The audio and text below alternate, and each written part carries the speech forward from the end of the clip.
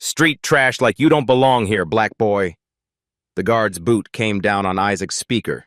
The 11-year-old froze, quarters scattered across Beacon Hill's pristine sidewalk. This is where real people live. $1 million homes. And you? The guard grabbed Isaac's backpack, dumped it. Thrift store clothes, shelter address. You're nobody. Isaac's voice shook. I was just dancing, sir. I wasn't bothering. Dancing? The guard laughed. You were begging. That's what kids like you do, right? Above, behind iron gates, a billionaire's paralyzed daughter watched from her second-floor window. Emily Ashford hadn't smiled in 3 years, until this black homeless boy started dancing on the sidewalk below. What happened when her mother found out will shock you. What happened when the media exposed their story will break your heart. And what happened when they tried to destroy this boy? You need to see it to believe it. Subscribe now. Let me take you back. 2 hours before that confrontation. Before the guard. Before everything fell apart. December morning in Boston. 28 degrees. Cold enough to see your breath, cold enough to make hope feel impossible. Isaac Young stood on the public sidewalk outside the Ashford estate, setting up his Bluetooth speaker. 11 years old. Black. Wore his cleanest hoodie, which wasn't saying much. His sneakers had holes in them, but they still had grip. He pressed play. Music filled the frozen air.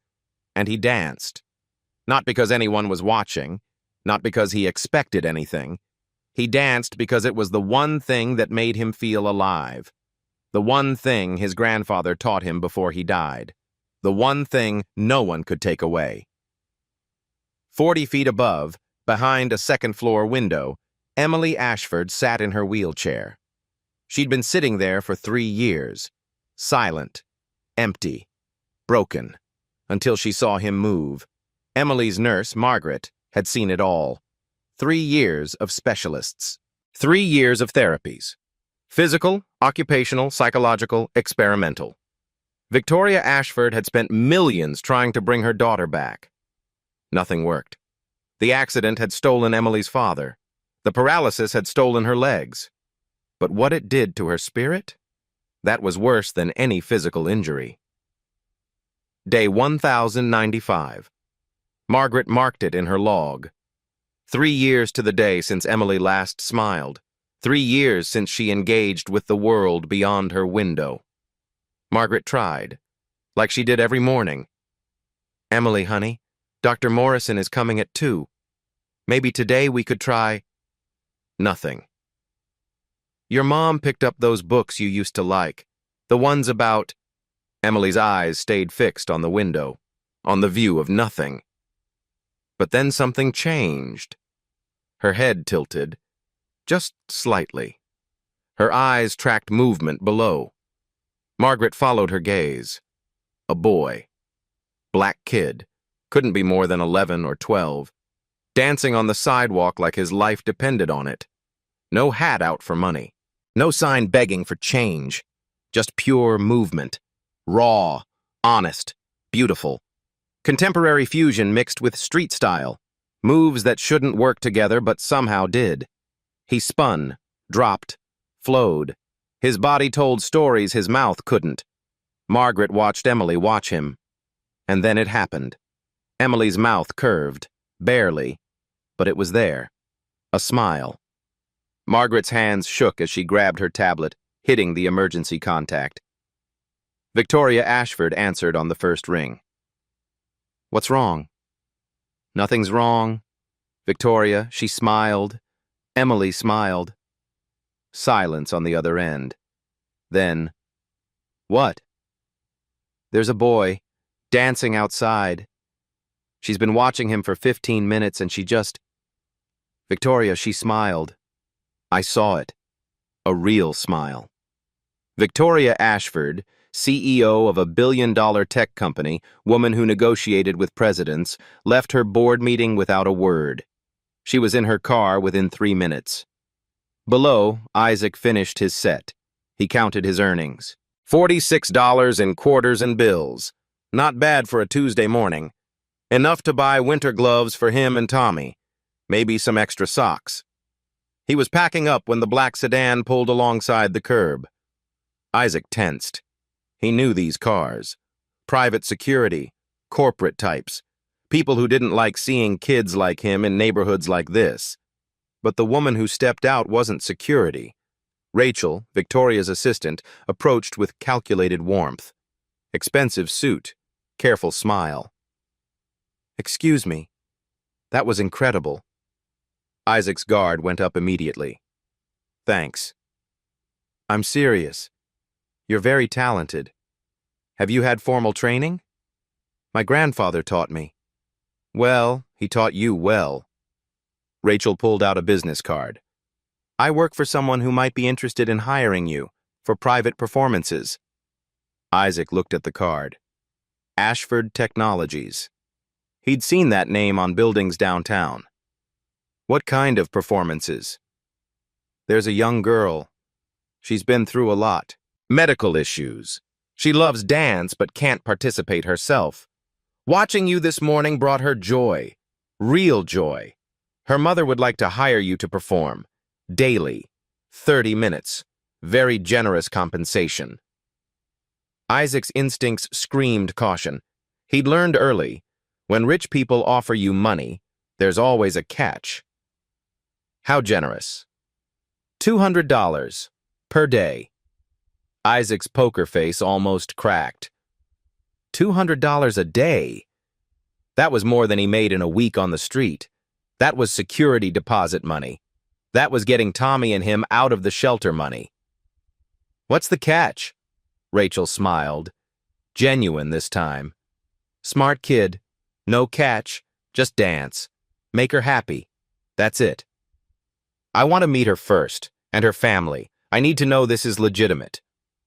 Most 11-year-olds wouldn't negotiate. Most would just say yes. But Isaac wasn't most 11-year-olds. The shelter taught him that. The streets taught him that. Losing his grandfather taught him that. Rachel's respect deepened. "Of course, tomorrow morning, 9 a.m., I'll text you the address." "I don't have a phone." "Then I'll pick you up." "Where are you staying?" Isaac hesitated. Giving out the shelter address meant admitting where he came from, meant judgment, meant assumptions. But he was tired of hiding. "Men's shelter on Tremont Street." Rachel didn't flinch, didn't judge, just nodded. 9 a.m. tomorrow? And Isaac? She waited until he met her eyes. "Thank you. You have no idea what you just did for that little girl." After she left, Isaac sat on the curb, staring at the business card. Above, Emily pressed her hand against the window, watching him, still smiling. The shelter smelled like industrial soap and too many people in too small a space. Isaac pushed through the doors at 6 p.m., his speaker tucked under his arm like treasure. Mr. Williams looked up from his desk. 50-something, gray beard, eyes that had seen every kind of hard luck story. He ran the men's shelter like a ship, strict but fair. "Isaac, good day. Made $46 before that job offer." Williams raised an eyebrow. "Job offer?" Isaac told him everything. The dancing, the black sedan, the business card, the $200 a day. Williams examined the card, his expression unreadable. "Ashford Technologies. That's serious money, son." "What did you tell them?" "That I'd meet the family first. Make sure it's real." "Smart." Williams handed back the card. "But Isaac, be careful. Sometimes rich people want to help. Sometimes they want to feel good about themselves. And sometimes they just want a story to tell at dinner parties. Know the difference." Isaac nodded. He'd learned that lesson the hard way already. In the common area, Tommy Brooks looked up from his homework. 8 years old, gap-toothed smile, eyes too old for his age. He'd been at the shelter for 6 months. His mom was in rehab. His dad was gone. Isaac had taken him under his wing since day one. "Isaac, did you get the gloves?" "Not yet, buddy, but soon. I got something better. I got a job." Tommy's eyes went wide. A real job? A real job. The other boys gathered around. Jason, Marcus, little Dev, who barely spoke English. They all looked at Isaac like he'd won the lottery. And maybe he had. But that night, lying in his bunk, Isaac couldn't sleep. He thought about his mom. 3 years gone. Cancer ate her alive while they watched, helpless. No insurance, no money. Just pain, and then nothing. He thought about his dad. 8 years into a 12-year sentence for a crime that wouldn't have gotten him 6 months if he'd been white and rich. Non-violent drug offense. First-time charge. But he was black and poor, so they made an example. He thought about his grandfather, the man who raised him after Mom died, who taught him to dance, to dream, to survive, who died of a heart attack at the bus stop coming home from his 3rd job. Isaac had been 10 years old, alone at the hospital. A social worker with tired eyes and too many cases told him, "You'll go into the system, foster care. We'll find you a good home." But the homes weren't good. 3 different families in 8 months. One kept the state money and barely fed him. One had too many kids already and no time for another. One told him outright, "We wanted a younger child, easier to manage." So Isaac ran, found the shelter, found Mr. Williams, found a place where at least he could stay with Tommy, protect the younger kids, maintain some control over his own life. The streets taught him to dance for money. His grandfather's voice in his head taught him to dance for joy. And now this, a billionaire's daughter, $200 a day. It felt too good to be true. Across town, in a bedroom bigger than the entire shelter common room, Emily Ashford lay in her adaptive bed, staring at the ceiling. Her body didn't work like it used to. The doctors said she'd never walk again. Spinal injury, T12 complete. Medical terms that meant, this is forever. But Emily didn't care about walking. She cared about the numbness, the emptiness, the way the world felt gray and flat and meaningless. 3 years ago, she and her father were driving home from her dance recital. She'd just performed a solo. Arabesque to pirouette to grand jeté. Her father had stood up and cheered. 2 miles from home, a drunk driver ran a red light. Her father died on impact. Emily woke up in a hospital, paralyzed from the waist down, and something inside her just stopped. She stopped talking, stopped crying, stopped feeling. Until today.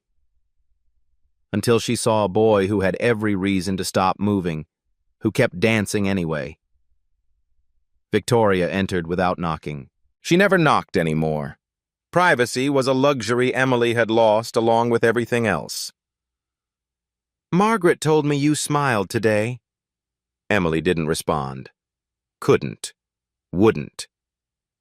"She said there was a boy dancing outside."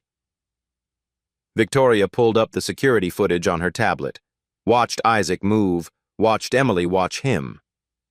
"I hired him. He starts tomorrow, if that's okay with you." Emily's hand moved, just slightly. Thumb up. The first voluntary communication in 1,095 days. Victoria's eyes filled with tears she wouldn't let fall.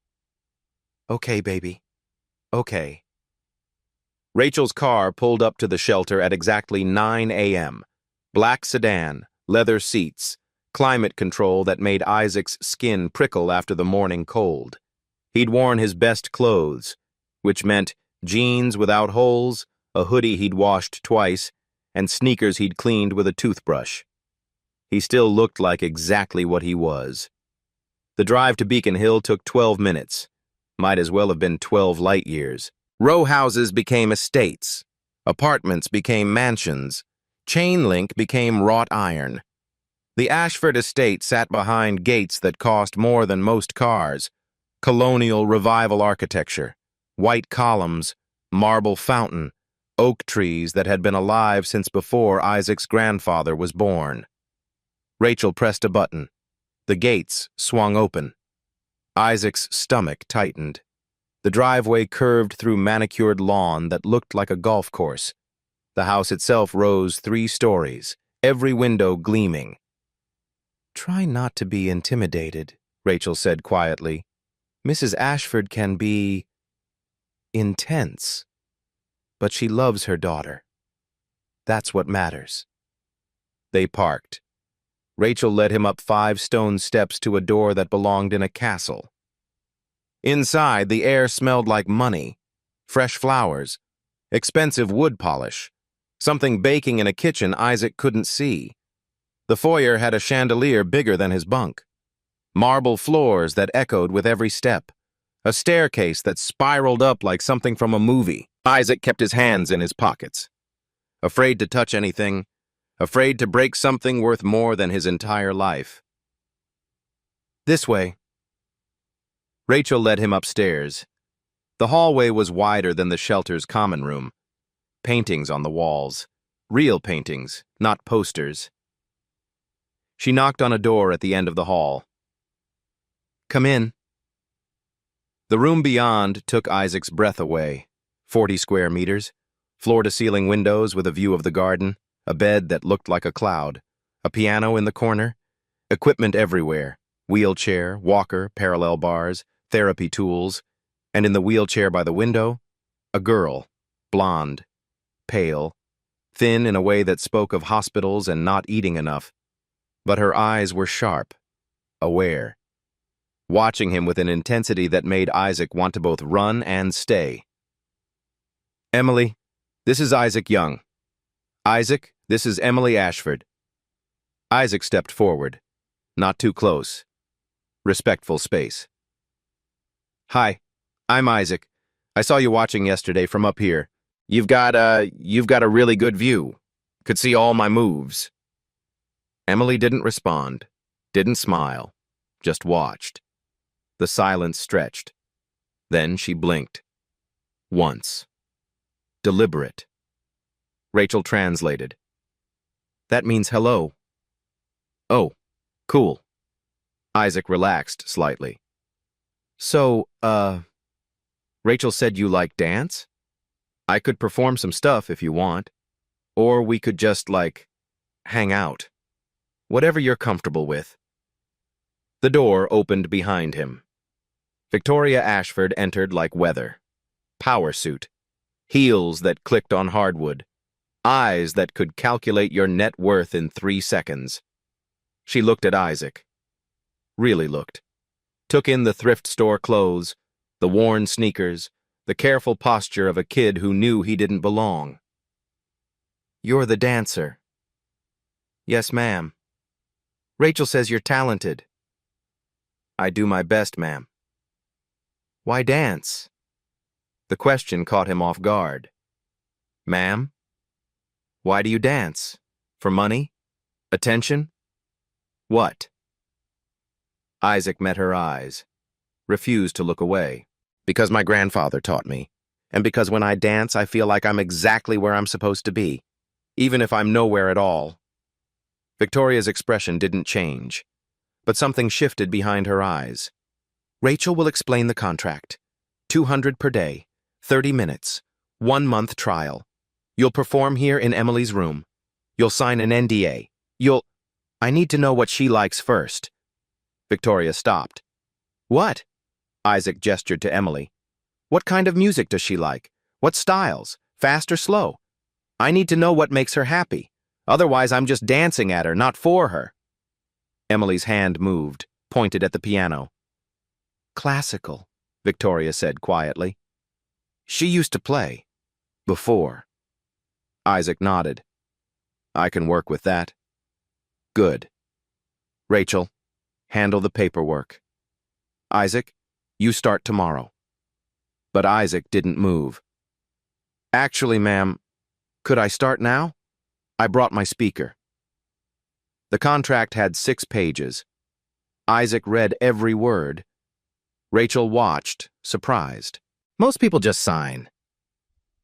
Most people haven't had to learn the hard way, Isaac said, eyes scanning clause after clause. NDA, standard, photography rights for therapeutic documentation only, reasonable, termination clause heavily favored employer, not reasonable.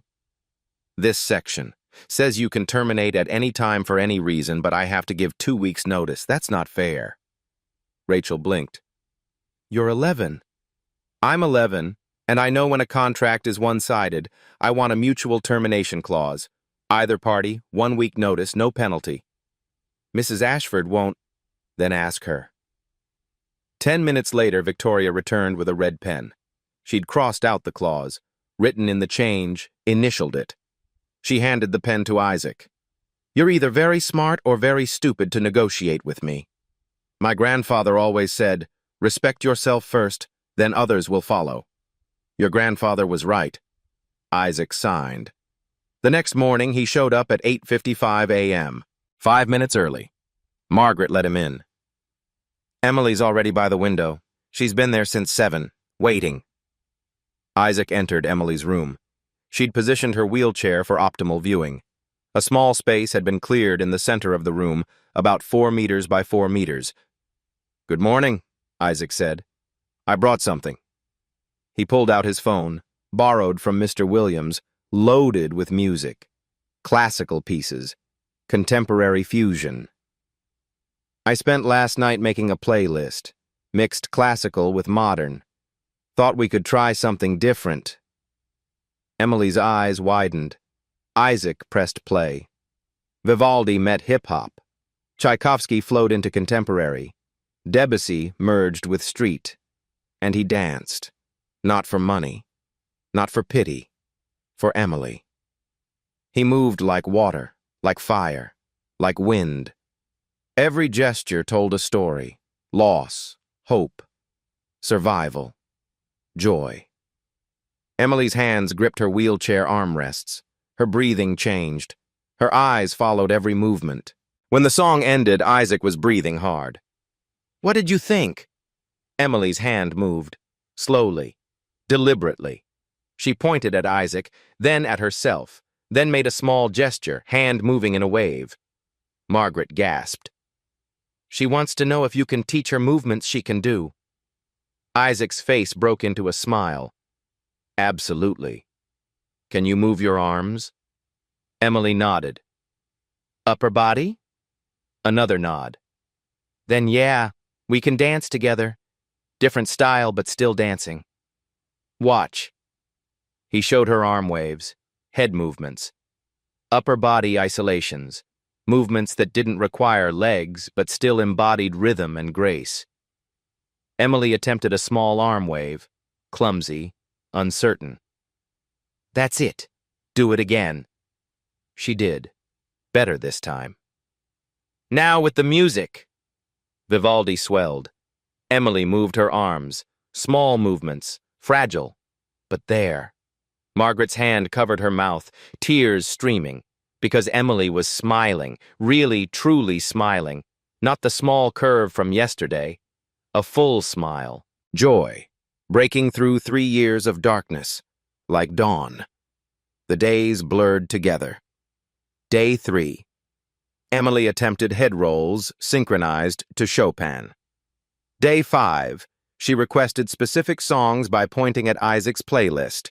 Day 7. She followed along to an entire 30-minute routine, upper body only, breathless and beaming. Day 10. Something extraordinary happened. Isaac was mid-performance when Emily's wheelchair shifted. She was leaning forward, arms extended, moving with such enthusiasm she nearly tipped. Whoa, careful! Isaac caught the armrest, and Emily laughed. Not a smile, not a giggle, a full, bright, uninhibited laugh. The sound shocked them both. Emily's hand flew to her mouth. Her eyes went wide. Margaret, watching from the corner, burst into tears. Isaac grinned. That was awesome. Do it again. So she did, laughed until tears ran down her face. Happy tears, the first happy tears in 3 years. That evening, Victoria reviewed the security footage, watched her daughter laugh. watched a homeless boy treat Emily not like a patient, not like a tragedy, but like a peer, a friend. She called her therapist, Dr. Morrison. "What's happening?" Dr. Morrison watched the footage Victoria sent. "What's happening is that boy isn't trying to fix her. He's not treating her like she's broken. He's just present, authentic. No agenda beyond making her happy. That's what she needed. What she's needed for 3 years. I've spent millions on specialists. Specialists treated her like a problem to solve. He treats her like a person to connect with. There's a difference." Victoria hung up and did something she hadn't done in years. She went to Emily's room, sat down on the floor beside her wheelchair, and talked to her daughter. Not at her. With her. "I've been watching the videos. You and Isaac. You look happy, baby." Emily nodded. "I'm going to extend his contract. 2 months, with a raise, 300 per day. Would you like that?" Emily's thumb went up. Enthusiastic. "Good, me too." That night, Isaac returned to the shelter with $600 saved. He bought Tommy new shoes. He bought the younger kids winter coats. He paid Mr. Williams extra for the extra food he'd been eating. "You don't have to do that," Williams said. "Yeah, I do. Fair is fair." Williams studied him. "Isaac, what are you going to do when this job ends? You know it's temporary, right?" Isaac knew. Rich people's charity always was. But he didn't say that. Instead, "I'm saving for an apartment. For me and Tommy. Get us out of the system, somewhere stable." "That's a good goal, son. Smart. My grandfather said, plan for the worst, hope for the best, work for what you need. He taught you well." That night, Isaac lay in his bunk, staring at the ceiling. Tommy was asleep in the bunk below. The shelter was quiet, rare and precious. Isaac thought about Emily, about her smile, her laugh, the way she looked at him like he was normal. Not charity, not a problem, just Isaac. He thought about his mother, who taught him kindness, his father, who taught him resilience, his grandfather, who taught him dignity. And he made a promise. Whatever happened, however this ended, he wouldn't let them turn Emily back into the girl who couldn't smile. Above, in her mansion bedroom, Emily sat by her window, looking down at the empty sidewalk where Isaac had first danced. Her hand pressed against the glass. She'd found something she thought was gone forever. Hope. The next 2 weeks felt like a dream. A fragile, beautiful dream that Isaac was afraid to trust but couldn't help embracing. Every morning, Rachel picked him up at 8:55. Every morning, Emily waited by the window. Every morning, they danced together. Him on his feet, her in her chair, both of them lost in music and movement and the simple joy of connection. Isaac taught Emily a dance his grandfather had taught him. West African movements, adapted for seated performance, arm waves that mimicked ocean tides, head movements that told stories without words. Emily, in turn, shared pieces of her life before. Not with words, she still didn't speak, but with photos. Videos on her tablet, pictures of her and her father at dance recitals, videos of her playing piano, glimpses of the girl she used to be. Isaac looked at a photo of Emily mid-leap, both feet off the ground, joy radiating from every pixel. "You were incredible," he said quietly. Emily wrote on her tablet, "I felt free." "You can still feel free, just different way." She wrote, "How did you stay free? After losing everything?" Isaac thought about his answer. Really thought. "I didn't lose everything. I lost a lot. But I kept dancing. I kept Tommy safe. I kept showing up. Sometimes that's all you can do. Just show up and keep moving." Emily nodded. Wrote, You showed up for me. You showed up for me, too. You remind me why dancing matters. That evening, Victoria offered Isaac the extended contract. 3 months, $400 per day, plus funding for formal dance training at the Boston Academy of Performing Arts. Isaac stared at the offer letter. Why? Victoria's mask slipped, just for a moment. Because you gave me my daughter back, and because you deserve the same opportunities as anyone else. Talent doesn't care about zip codes. Isaac signed. That night, he told Tommy, "We're getting out.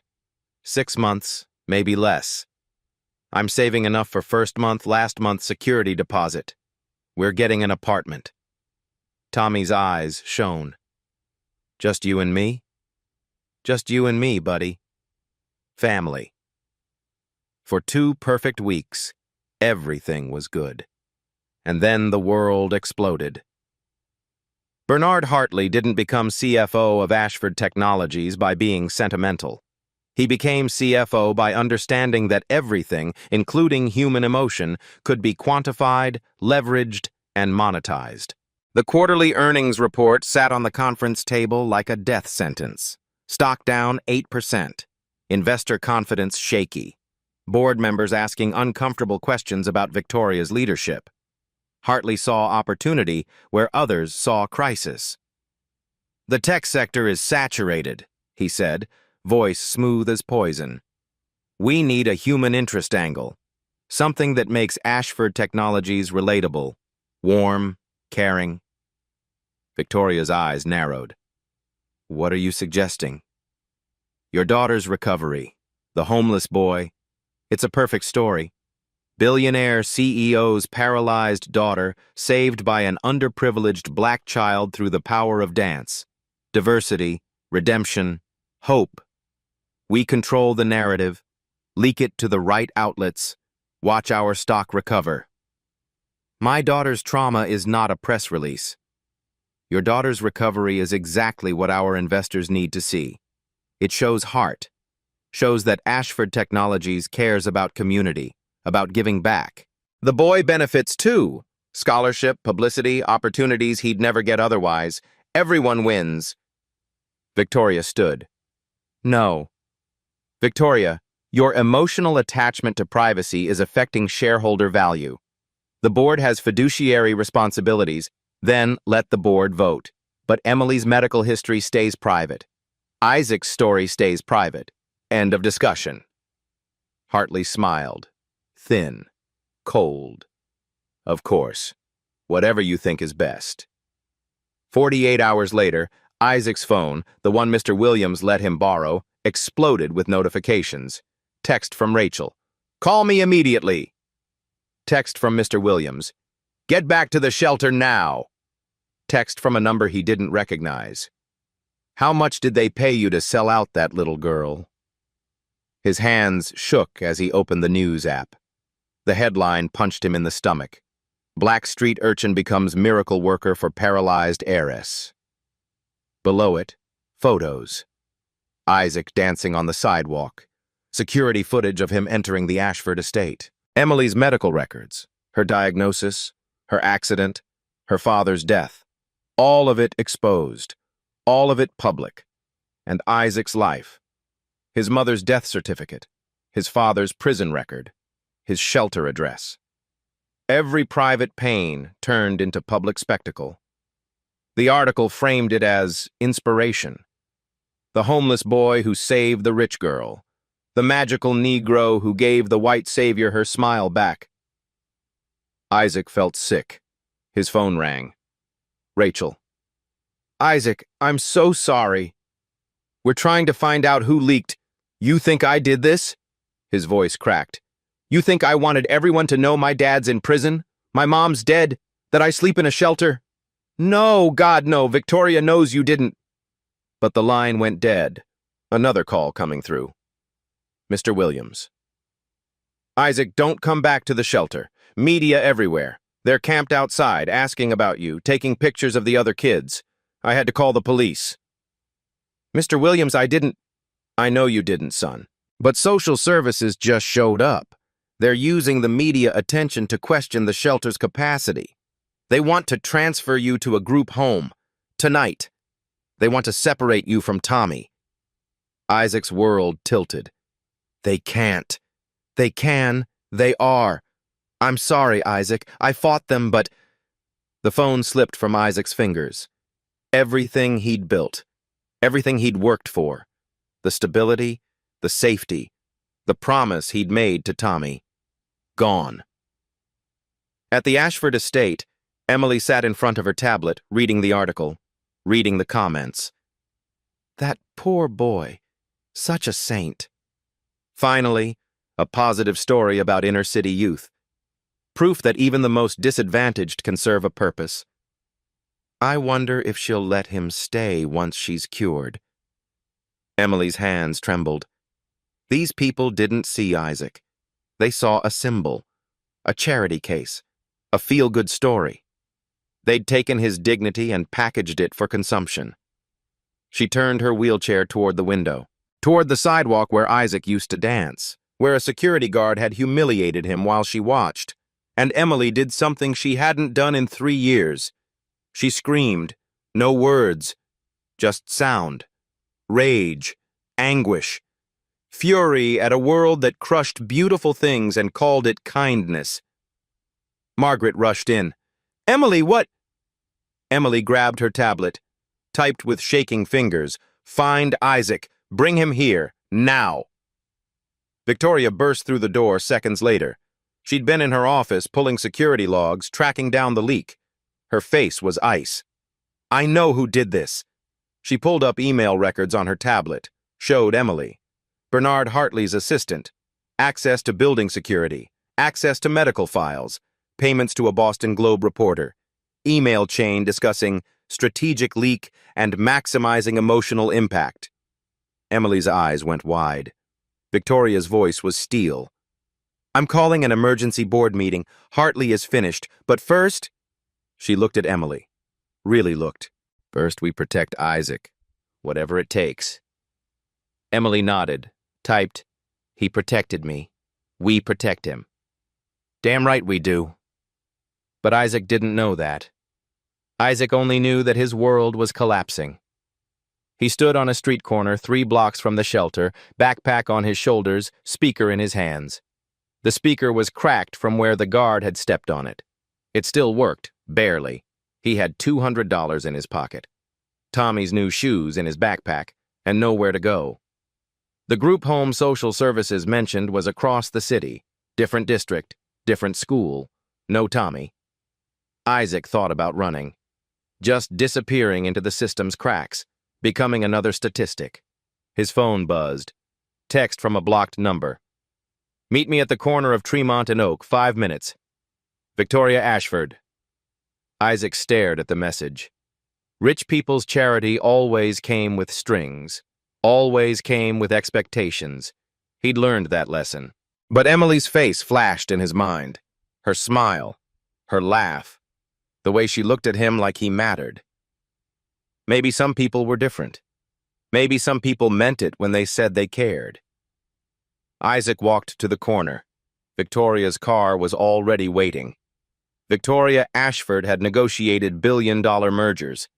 She'd faced down hostile board members, aggressive competitors, federal regulators. Nothing had ever been harder than looking Isaac Young in the eye and saying, I'm sorry, I failed you. They sat in her car. Isaac in the passenger seat, backpack clutched on his lap like armor. Victoria in the driver's seat, every bit of her CEO composure stripped away. I should have protected you better. Should have seen this coming. Should have. Why didn't you think it was me? Isaac's voice was quiet. Everyone else did. Because I watched the security footage. I saw your face when you read that article. Nobody acts that well. And because Emily told me. Isaac blinked. She can't talk. She wrote it. Isaac would never hurt me. Find who did. Victoria's hands tightened on the steering wheel. I found who did. She showed him the evidence. The emails. The payments. the trail leading directly to Bernard Hartley. Isaac's jaw clenched. Why? Stock prices, investor confidence. He wanted a feel-good story to boost the company's image. When I refused, he did it anyway. Leaked everything, your information, Emily's medical records, all of it. HIPAA violations, exploitation of a minor, corporate espionage. What are you going to do? I'm going to destroy him. Victoria's voice was ice. Emergency board meeting tomorrow. Criminal referral to federal prosecutors. He'll face charges. He'll lose everything. Good. Isaac meant it. But I need your help. Isaac looked at her. Why would I help you? You're all the same. Rich people who use poor kids as props and... Isaac. Victoria cut him off. I'm not asking you to trust me. I'm asking you to trust Emily. She's fighting for you right now, refusing to let this go.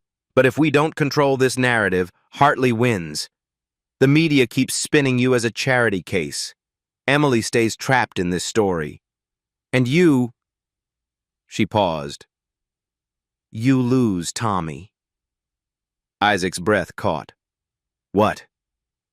Social Services is using the media attention to push your transfer. They want to separate you from Tommy tonight. But if we expose Hartley, if we show that this leak was corporate exploitation, not your doing, I can use my lawyers to block the transfer. Keep you together. Get you stable housing. Why would you do that? Because it's right. Because you deserve better. And because Emily needs you to fight. Not for her. With her. Isaac's hands shook. What do you need from me? Tomorrow I'm holding a press conference, exposing Hartley, correcting the narrative. I need you there. You and Emily together, showing the truth of what happened. Whoa! You want us to tell our story to the same media that just destroyed my privacy? No. I want you to take your story back, on your terms, with your words, not as a victim, as a survivor who refuses to be used. Isaac closed his eyes, thought about Tommy, about the shelter, about Emily and her smile. What does Emily want? Ask her yourself. Victoria drove him to the estate. Media vans were camped outside the gates. Cameras flashed as the car pulled through. Inside, Emily waited in her room. When Isaac entered, she grabbed her tablet immediately. Typed, I'm sorry. Isaac shook his head. Not your fault. They used us. Both of us. I know. Tomorrow we show them they can't. Isaac read the words, read the determination in her eyes. You sure about this? Emily nodded, typed, You showed up for me, I show up for you. That's what friends do. Friends. Isaac had almost forgotten what that word meant. Okay, we do this together. Emily smiled, typed, Together. That night, Victoria's legal team built the case. Rachel provided testimony. It pulled email records. Private investigators traced payments. By morning, they had everything. Bernard Hartley had committed multiple federal crimes. HIPAA violations, wire fraud, exploitation of a minor, insider trading based on the planned stock boost. The evidence was airtight. Victoria called him at 6 a.m. Emergency board meeting, 9 a.m., be there. Hartley's voice was smooth, confident. Of course, I'll bring the quarterly reports. You do that. She hung up. Looked at Isaac and Emily sitting side by side, one in a wheelchair, one in borrowed clothes, both of them warriors. Ready to take down an empire? Emily's thumb went up. Isaac grinned. Let's do it. The Ashford Technologies boardroom was designed to intimidate. Floor-to-ceiling windows overlooking Boston Harbor. A table that cost more than most cars. Leather chairs that whispered power. Bernard Hartley entered at 8:58 a.m. Perfectly pressed suit. Confident smile. He'd played this game before. He didn't know the rules had changed. Victoria sat at the head of the table, Rachel beside her. The board members arranged on both sides, old money, new money, people who'd built empires and people who'd inherited them. And at the far end, Isaac and Emily. Hartley's step faltered. Victoria, this is a board meeting. Why are there children? Sit down, Bernard. The steel in her voice made him freeze. He sat. Victoria stood, pressed a button. The room's screens came alive. For 3 years, my daughter has been silent, trapped in grief and trauma. 6 weeks ago, a young man named Isaac Young helped her find joy again. Not through expensive therapy, not through medical intervention, through simple human kindness. She clicked. Images appeared. Isaac dancing, Emily smiling, both of them laughing. I hired Isaac privately, paid him fairly, protected both their privacy, because that's what decent people do. Another click. The Boston Globe article appeared on every screen. 48 hours ago, someone leaked confidential medical records, personal information about a minor, and a fabricated narrative designed to manipulate public emotion. Hartley's face remained neutral, but his fingers tapped the table. Once. Twice. Victoria, if you're suggesting... I'm not suggesting anything, Bernard. I'm showing you evidence. The screens changed. Email chains, payment records, digital footprints. Every board member leaned forward. Victoria's voice was surgical. At 2:47 p.m. on Tuesday, your executive assistant accessed building security footage without authorization. At 3:15 p.m., she accessed Emily's medical files, a HIPAA violation. At 4:02 p.m., she sent encrypted files to Thomas Richardson, a reporter at the Boston Globe. At 4:30 p.m., your corporate account transferred $15,000 to an offshore account Richardson controls. The room went silent. Hartley's lawyer face cracked. This is circumstantial. There's more. Victoria clicked again. Your emails to the assistant. Quote, we need a human interest story, something that makes us look compassionate. The kid and the daughter. Make it happen. Hartley stood. That's taken out of context. Sit down. He sat. Victoria looked at each board member. Bernard Hartley violated federal privacy laws, exploited a minor, committed wire fraud, and planned to use the resulting stock boost to orchestrate a hostile takeover, my removal as CEO, his appointment to replace me. She showed the final emails. Hartley's plans laid bare, conversations with outside investors, promises of new leadership, and profit-focused management. The board members' faces hardened. Hartley's voice rose. This company needs leadership that prioritizes shareholders over sentiment. Victoria has been distracted for years, letting personal issues affect... Personal issues? Victoria's voice cut like glass. My daughter was paralyzed. My husband died. I spent 3 years watching my child fade away. And when someone finally gave her hope, she gestured to Isaac. You turned it into a PR stunt. She walked around the table, stood directly in front of Hartley. You didn't just violate laws, Bernard. You violated human decency. You took a child's pain and packaged it for profit. You exposed another child's trauma for stock prices.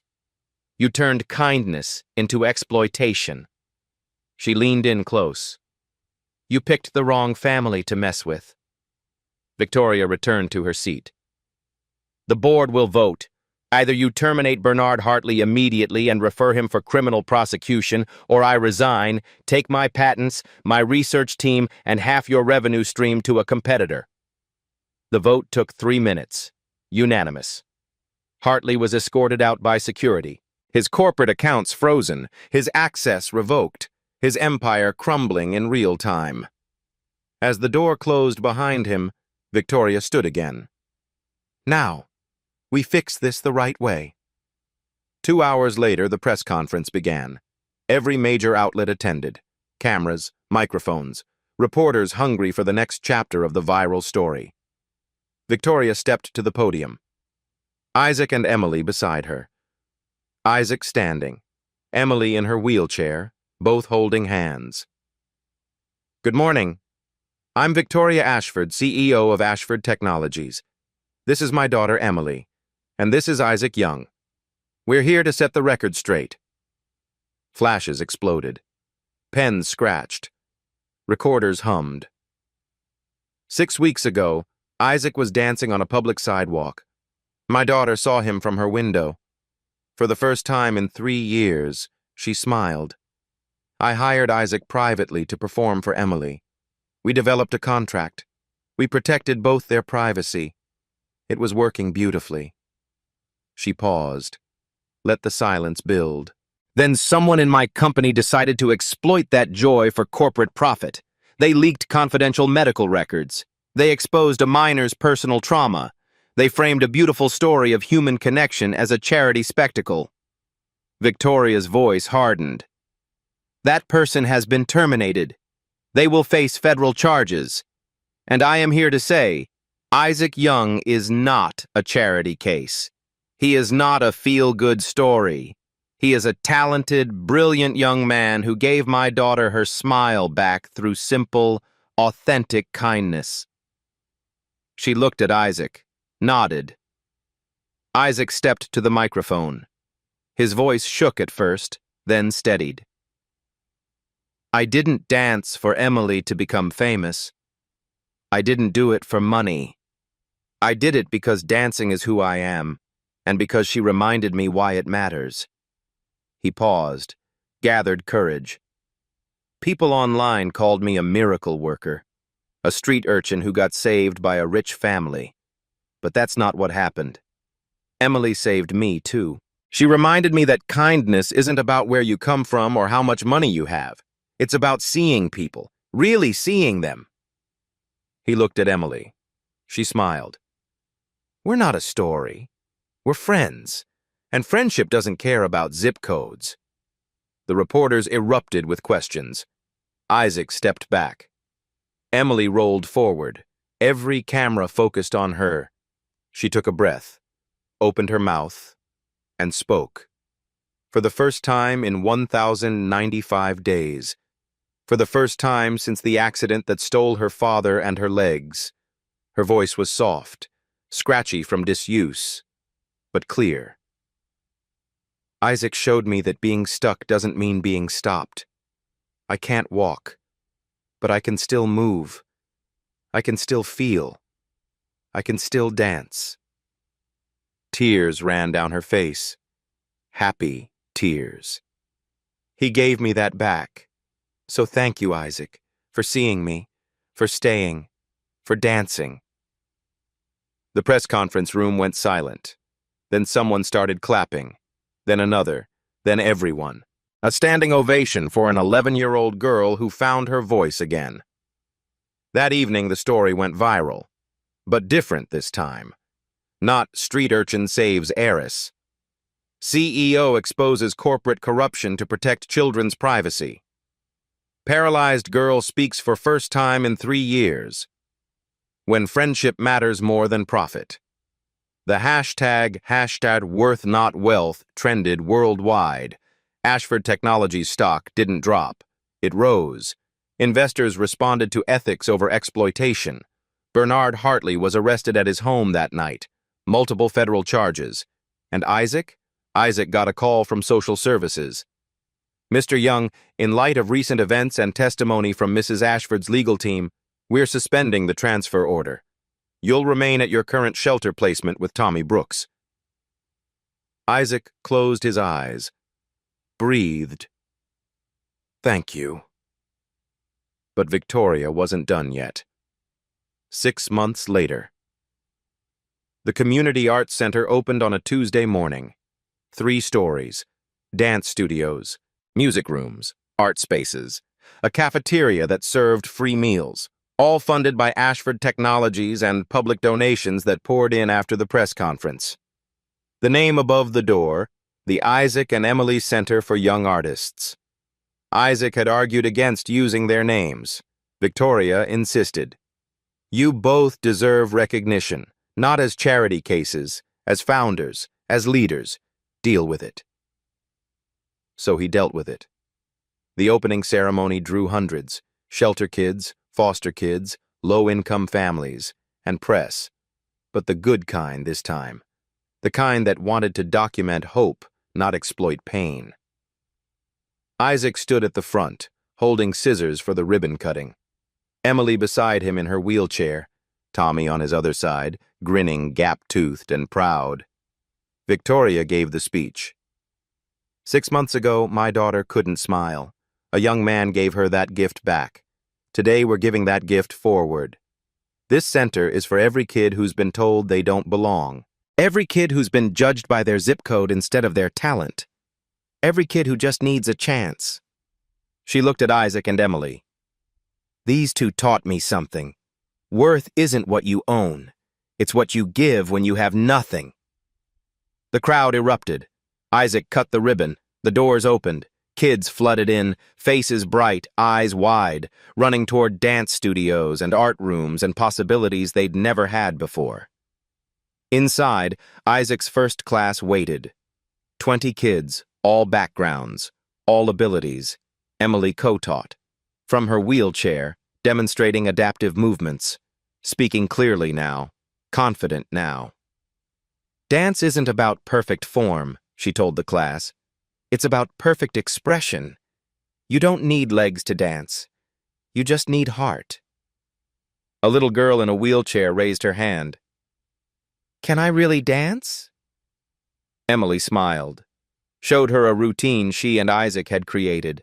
Full body expression, wheelchair spins, arm movements that told stories. You're already dancing. See, you just didn't know it yet. After class, Isaac and Emily sat in the center's courtyard, autumn sun warm on their faces. You think we made a difference? Isaac asked. Emily nodded. We made a start. Your mom's scary, you know, in a good way. Emily laughed. She learned from the best. You taught her to fight for what matters. We taught each other.